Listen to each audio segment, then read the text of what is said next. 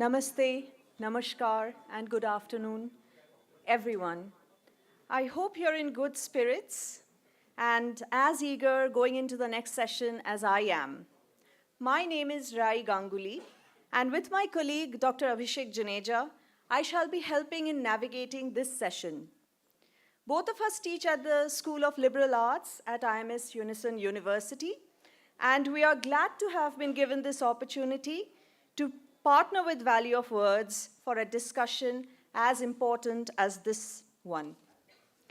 We have gathered here to honor one of the most trenchant critiques of the caste system to have come out in recent times, in the last decade, Mr. Manoj Mitta's 2023 book, Caste Pride, winner of the 2024 Value of Words Award in the non-fiction category.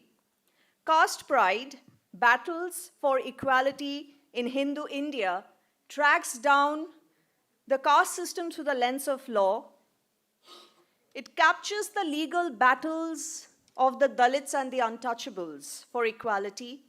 The book delves deep into how the legal system has often failed the Dalits when they face the most atrocious of riots and massacres in free India, Khairanji, Lakshmanpur Bate, Kilvan Mani, and many more.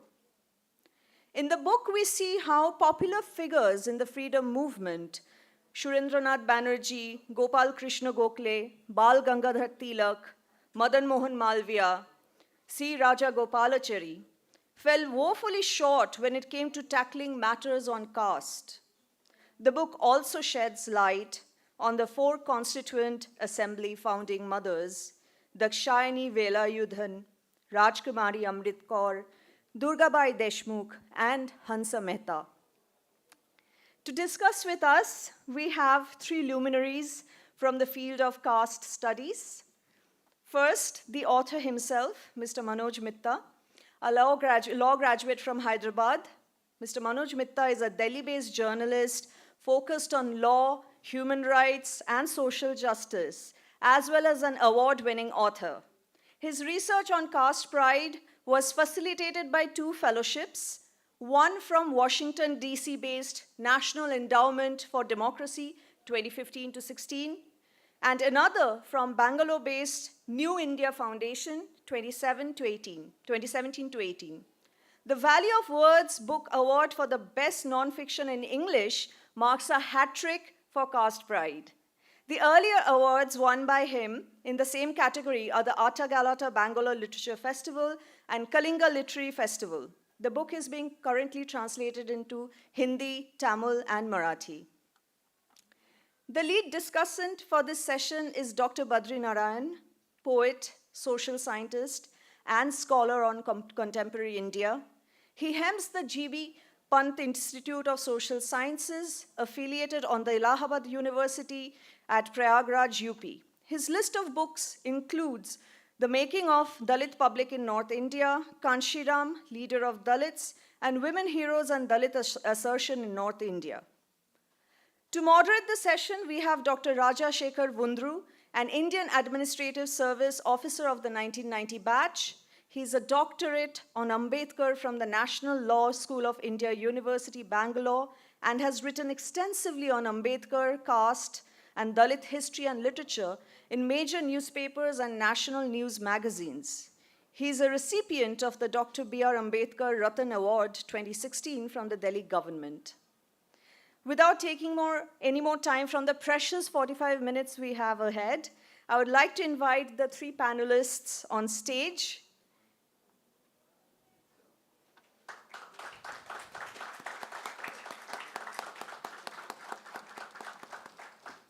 I'd also like to remind the audience the discussion is for 35 minutes, and after that we have 10 minutes for the question and answer session. Over to you, sir.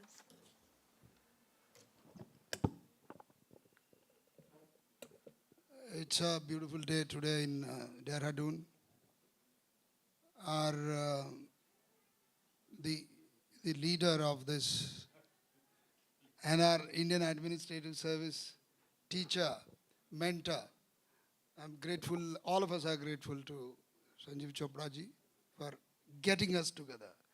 It's not very easy bringing Manoj from Delhi or Hyderabad, Badri Narayanji from Allahabad, and me driving down from Chandigarh.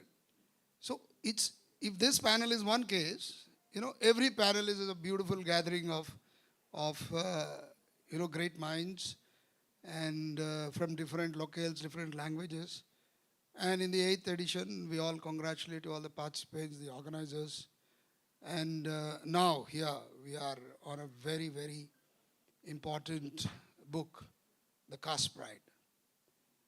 Caste Pride, for a long time, there was no study or research of a similar kind.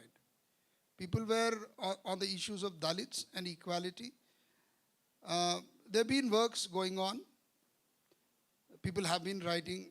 Badri Narayanji is one of the greatest examples. He wrote on women, he wrote on equality, he wrote on caste and Dalits.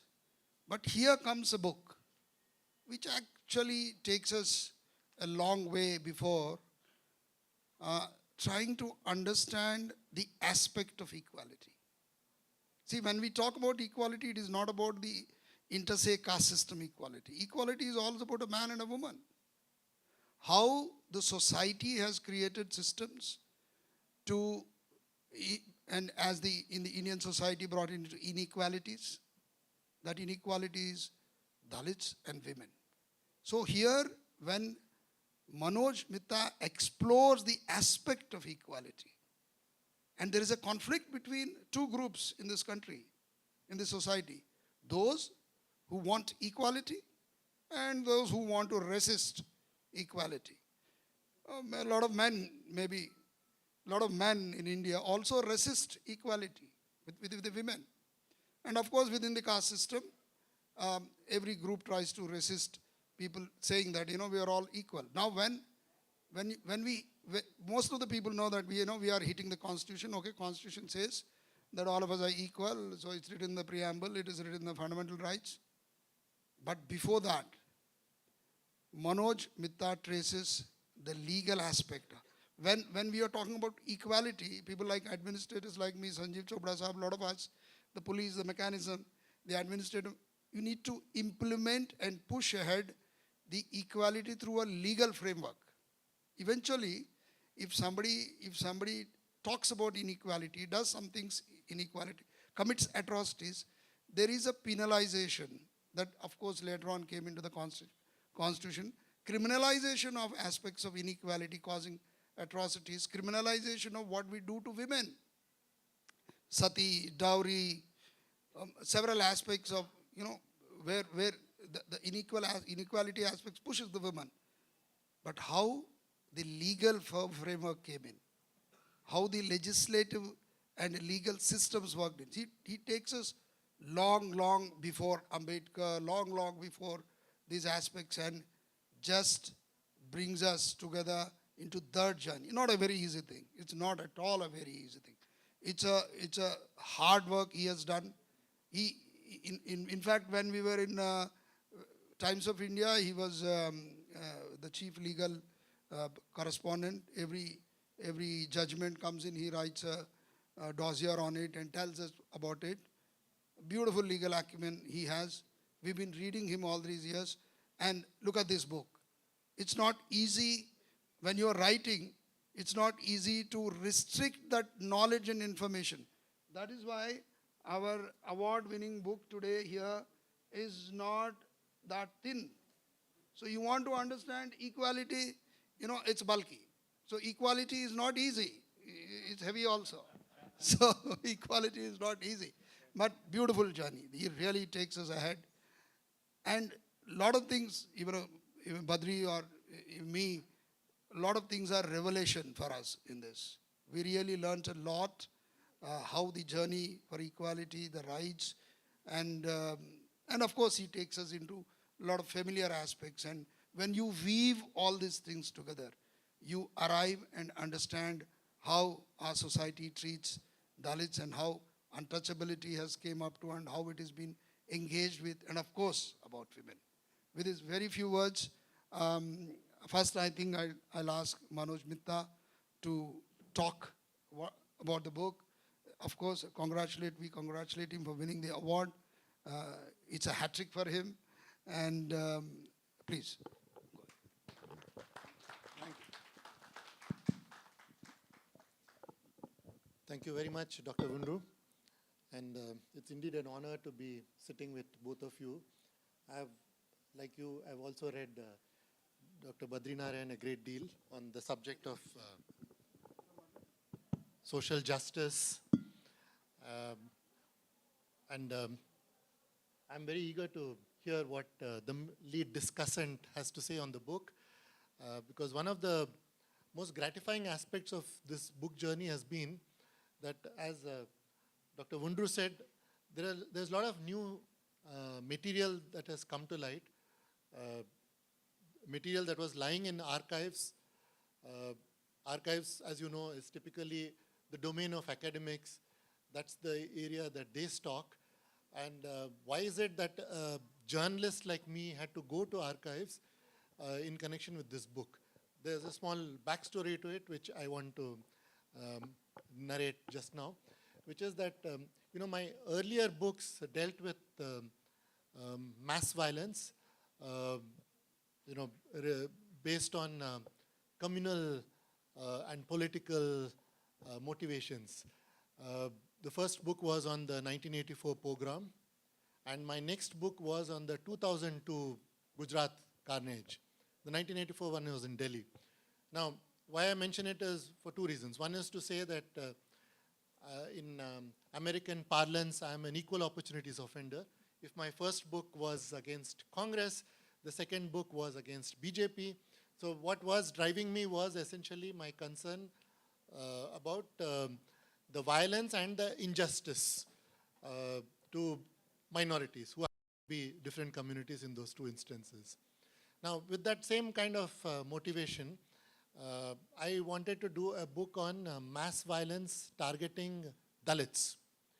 The difference is that when it comes to communal violence, there is really no law, special law.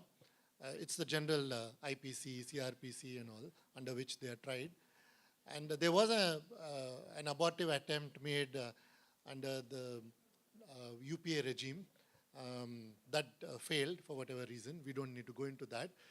But when it comes to violence against Dalits, there is supposed to be a special law, a law that is apparently so stringent that some say that it is draconian. So the question I was attempting to address was, why is it that despite such a draconian law, there is so much impunity for violence targeting Dalits? Why is it that, the kind of violence you see in recent decades was something that did not exist prior to independence? In the time of Gandhi, or even Ambedkar, or even Nehru for that matter. I'm mentioning these three names in that order because they died in that order.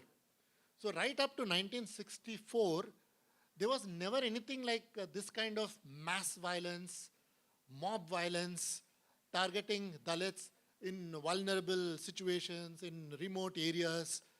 And there were one or two instances when they even happened in cities like Mumbai. And they would be so cold-blooded, and despite greater awareness of this problem, and despite all the assertion post Ambedkar, why is it that there is so much impunity for it? Say something like Lakshmanpur Bate, which is the largest ever caste atrocity. Now, the trial court convicted a whole lot of people. Not just convicted, but pronounced the highest number of death penalties, more than even in Godhra, right? And yet when the same case goes before the Patna High Court, all of them, without exception, were acquitted. So how does it happen? The evidence of the violence is there, the scale of the violence is known, and the trial court found it so, so strong, the case, that it went on to pronounce the highest number of death penalties ever in the history of independent India. Yet when the same matter goes before the High Court, why did it result in a total collapse of that case? And I won't go into the flimsy grounds on which that case collapsed in the High Court. But suffice to say that this was the pattern in case after case. So what was clear was that there is some kind of a structural bias. There is a big gap between the rhetoric and reality of this issue, this very vital issue of social justice, of rendering justice to those who suffer from this kind of caste-based or caste-engendered violence, right? So what does it say about our society? What does it say, more importantly, about our institutions of rule of law and all that? Now, when I went into that, I found that in case after case, I'm running against that same wall, as I mentioned, that structural bias. Now, I needed to understand where the structural bias was coming from. So when I looked up the existing literature on the subject, largely written by academics, I found that this aspect was somehow missed, was ignored, the legal aspects of caste, as he mentioned. So that is what prompted me to go to archives. And to my surprise, I discovered a wealth of unexplored material dealing with legislative debates or these kind of judicial debates that took place on some aspect or the other of caste, going back to 2 centuries. You know, whatever might have been the problem with the colonial rule, one aspect on which we need to give them credit is they were incredible note takers, they were incredible record keepers. So everything is meticulously recorded, the kind of debates that took place. And why did I choose the title? You know, I widened the ambit of my book. It was no more about just impunity for mass violence targeting Dalits. It was, you know, a book on the legal aspects of caste itself, the prejudice of the legal history of caste. It's a wider subject.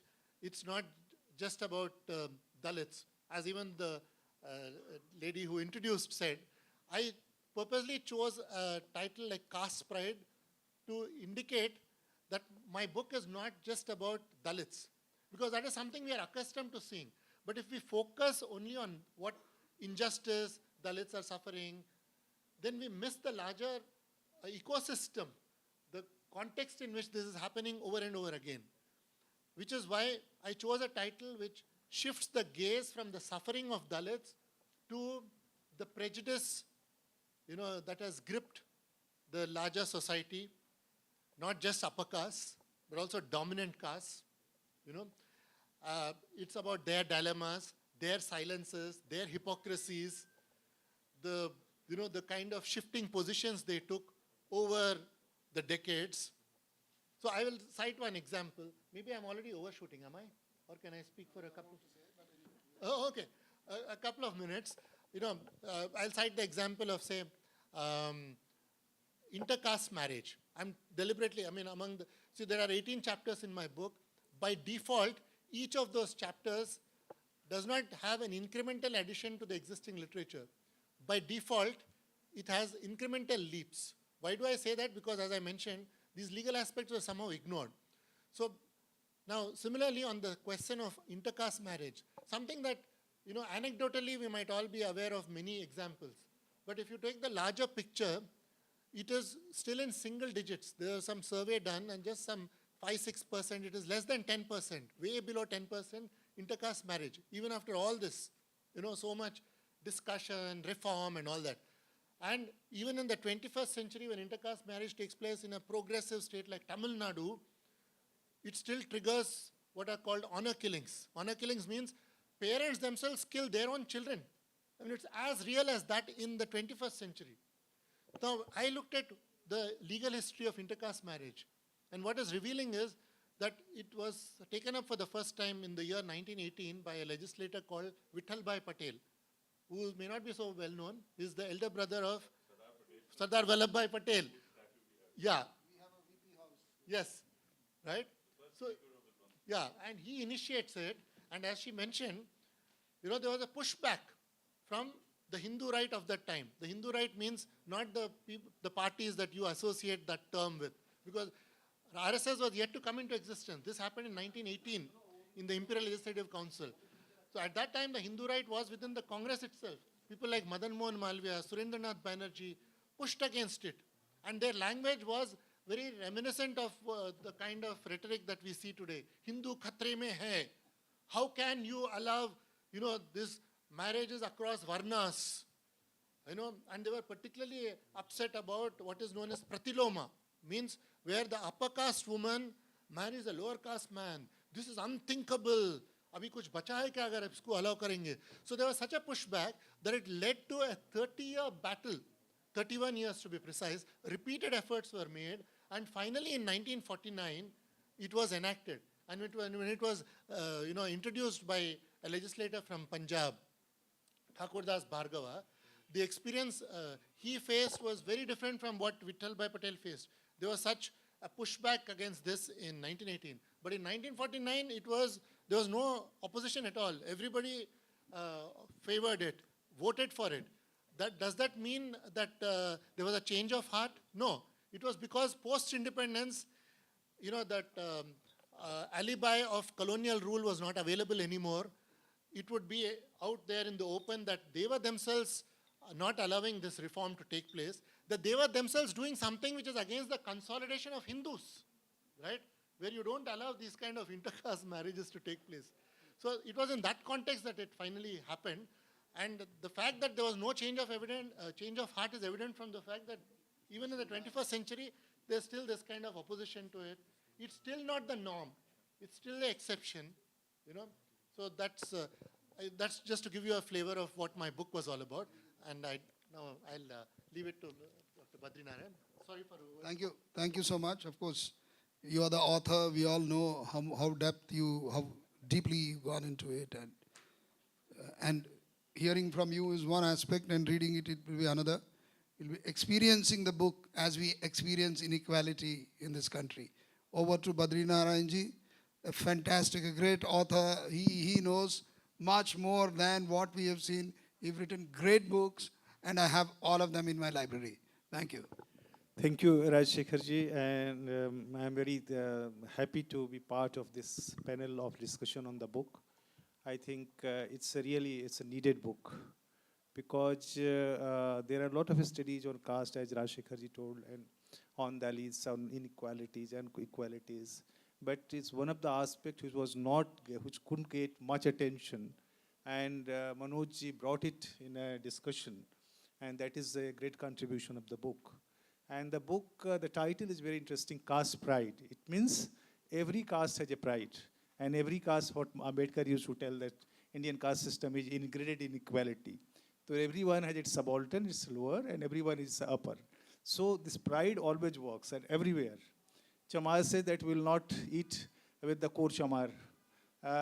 Pasi said that will not have a daughter marriage with this subcaste.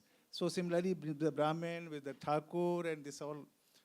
So caste pride, caste pride. Pride is a psycho situation which is created by a structure and also economy, because economy is very important in that. Because if you see the diagnosis of all this caste violence about which he mentioned, especially Lakshminpur Bathe, Belchi, etc. In that you can find mostly this anti-Naxalites, Naxalite issues, land issues, we are involved in that. So economy is also very important in understanding this caste violence or violence in society. So, caste pride, casteness as a pride, and subordinity, marginality with the economic questions is very much needed to understand this.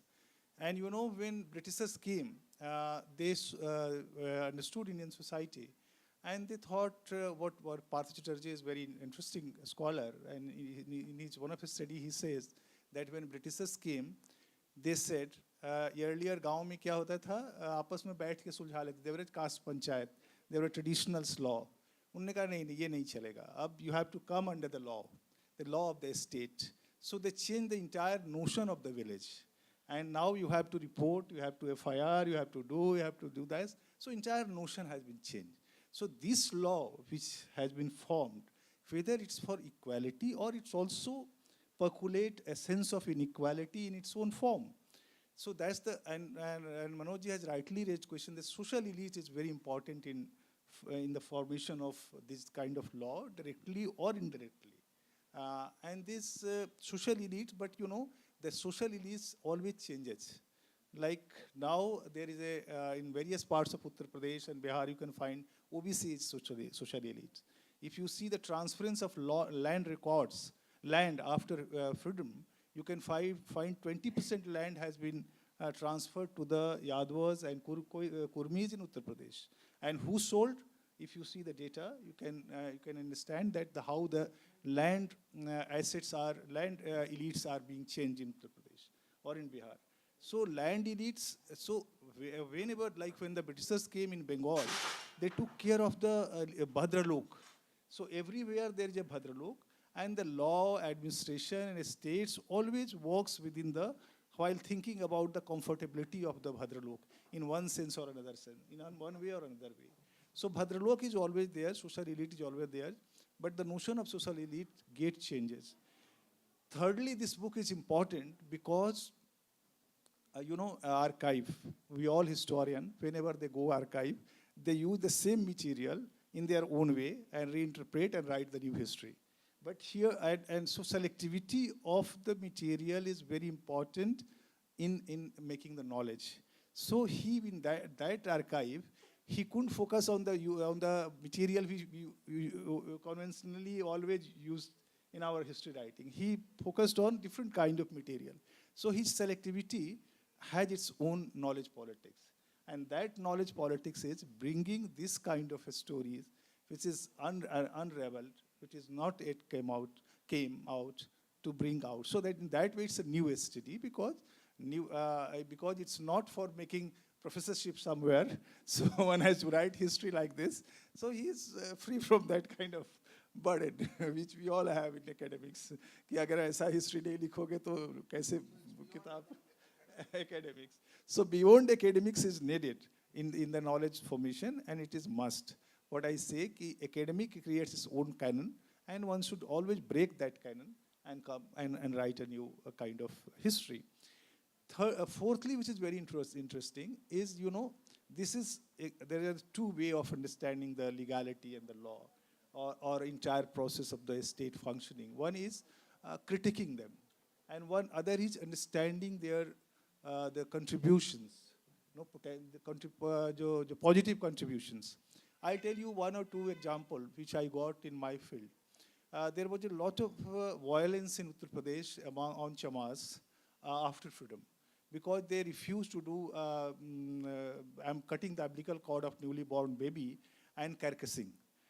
So when we were interviewing, the Dalit guy told कि जब ये Atrocities Act आ गए ना, तब हम लोगों को राहत मिली. So these Atrocities Act helped them a lot to fight against this kind of inequality of occupation, because they don't want to do that. But the upper caste pressing them that you have to do this. And they were, so every village in Uttar Pradesh, there was a violence that started after 50, continued till coming of the BSP, 84.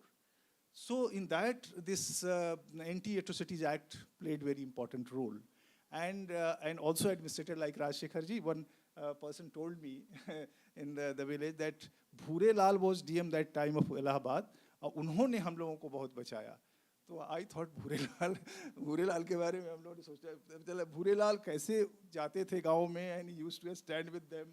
So entire history of Bhure Lal केम. सो भूरे लाल, history of Bhure Lal means the history of administrator, is also part of the history of legality. So we should also try to write biography of that kind of bureaucrats who worked with the legality to protect the community against inequality. That's another kind of.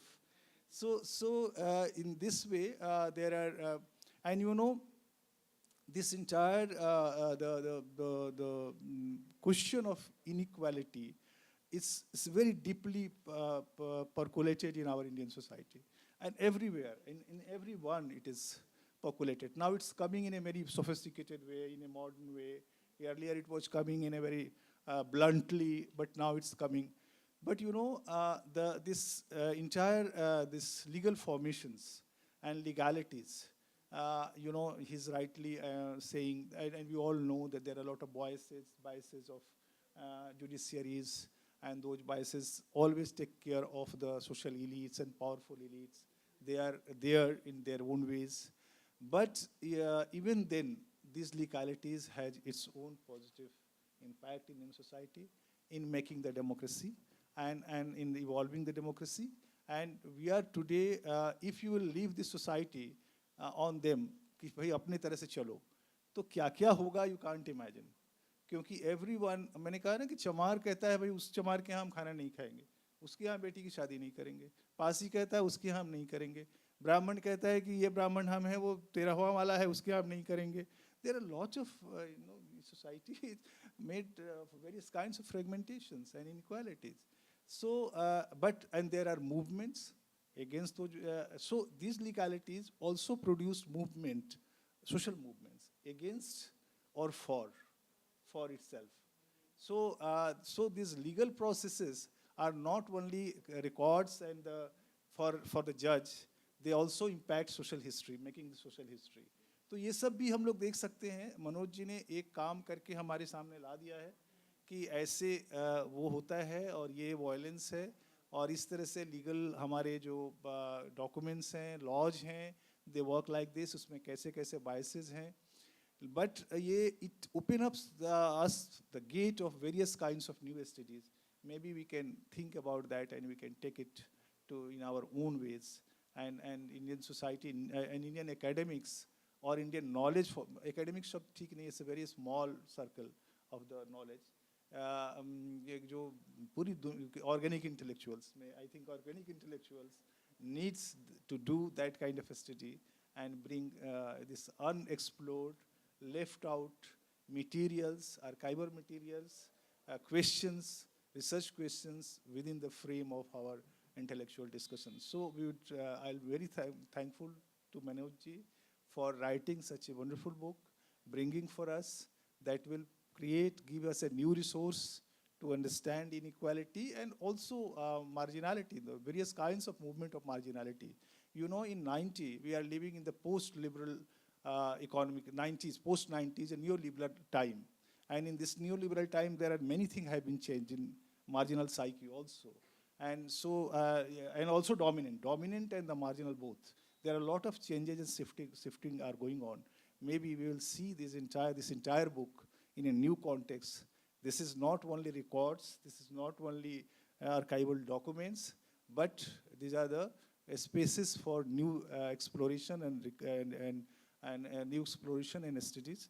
And we think that our younger generation who are going to evolve as a scholar, they will pick up some of the thread and make this discourse of equality is a popular discourse.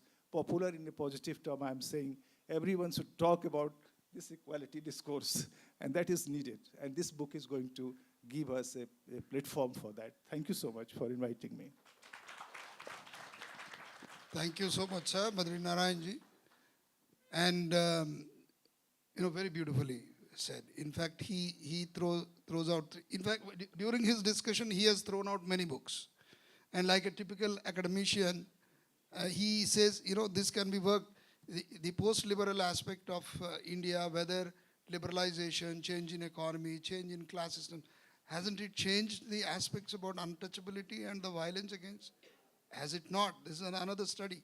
And he has, of course, touched upon a very beautiful aspect of Manoj Mittaji's book, that he is not confined to the limitations of academia. He is free, he can write, express. That's a beauty of this work.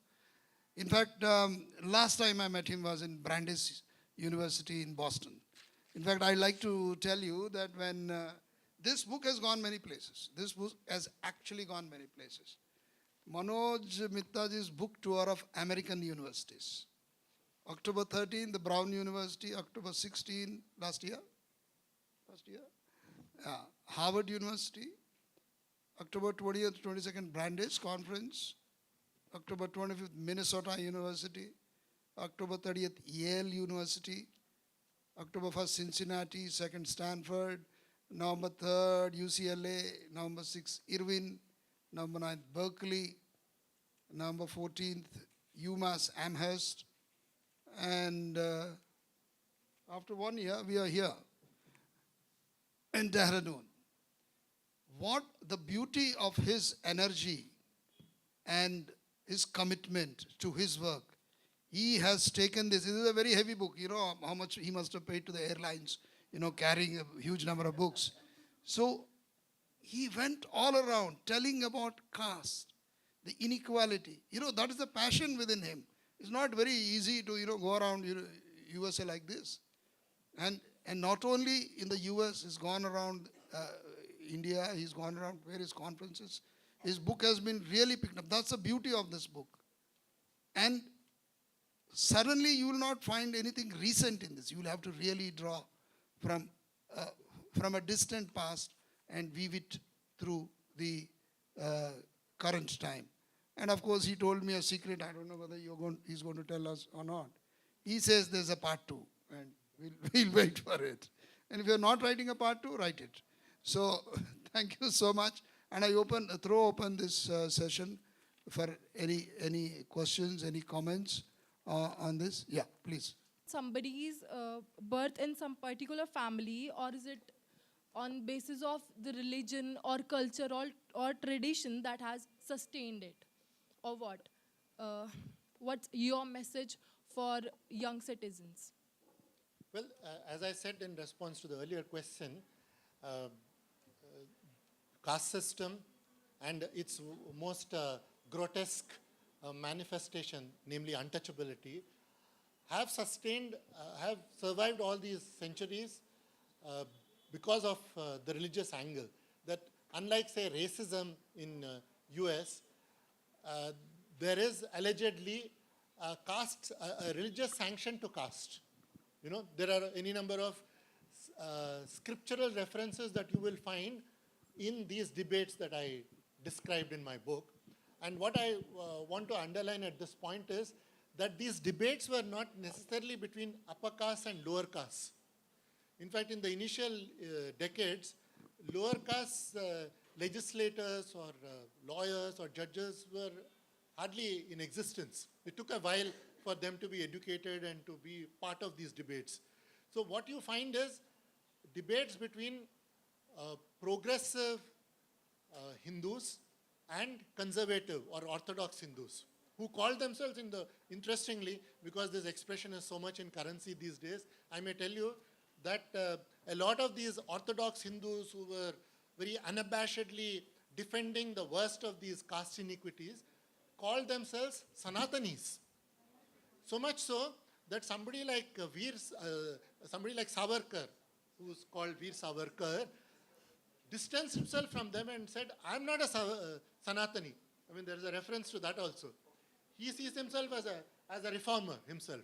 So you had this issue of, the religious factor that sustained it, despite all that struggles that have been waged, right from the days of Buddha, Kabir, all these people, any number of examples you can cite from ancient India to medieval India to modern India.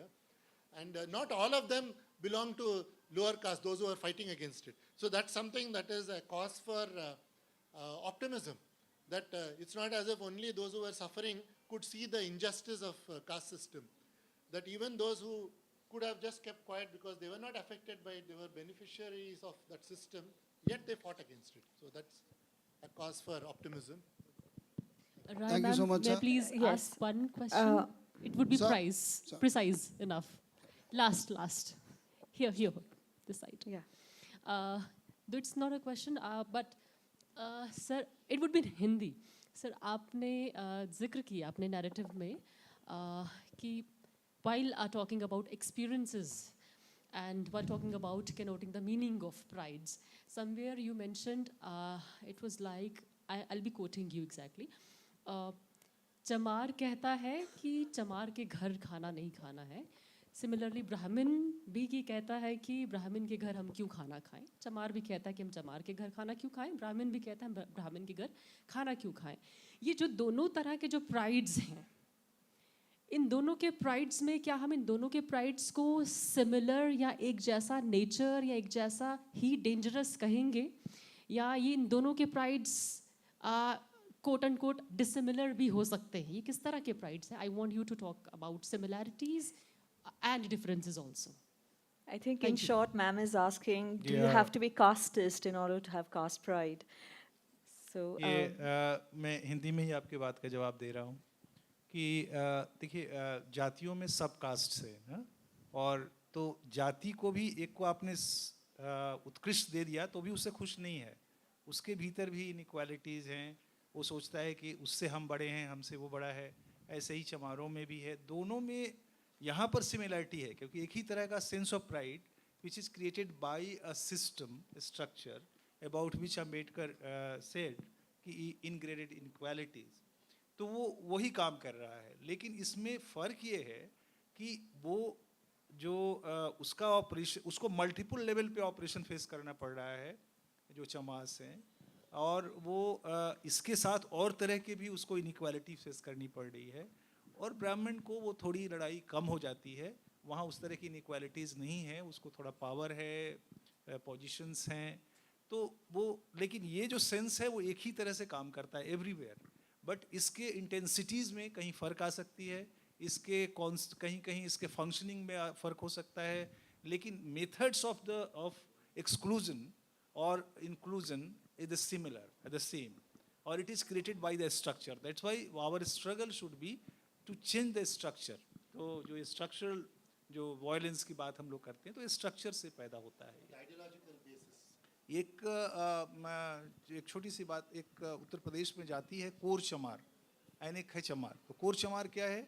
जिन्होंने चमड़े का काम बंद कर दिया, यानी जिन्होंने कहा कि हम ये मुर्दा मवेशी नहीं फेंकेंगे, तो दे आर चमार. एंड जो अभी फेंकते हैं दे आर कोर चमार. कोर चमार मीन्स प्योर चमार, वो उनको कहते हैं प्योर चमार है क्योंकि वो फेंकता है, ये काम करता है. तो उनके यहाँ उनका वही संबंध है जो ब्राह्मण का चमार के साथ होता है, कि वो शादी ब्याह नहीं करेंगे, बेटी रोटी नहीं करेंगे, लेकिन वोट बीएसपी को देंगे. यहाँ देखिए फ़र्क ये है, वोट बीएसपी को देंगे और रविदास के मंदिर में भी जाएंगे साथ में.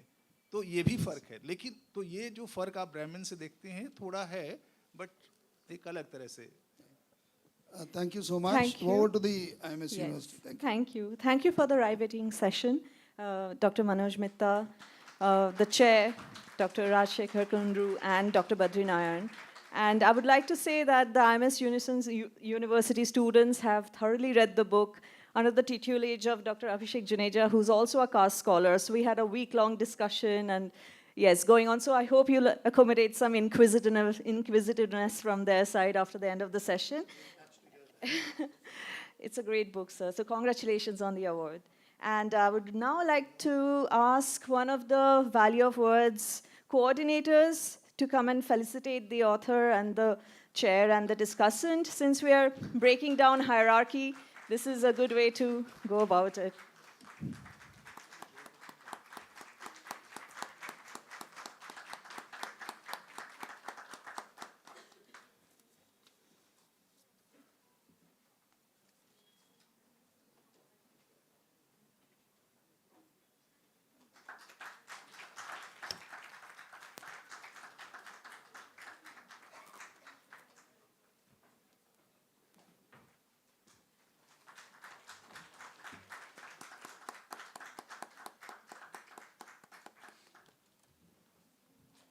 Thank you for the great session. See you off stage.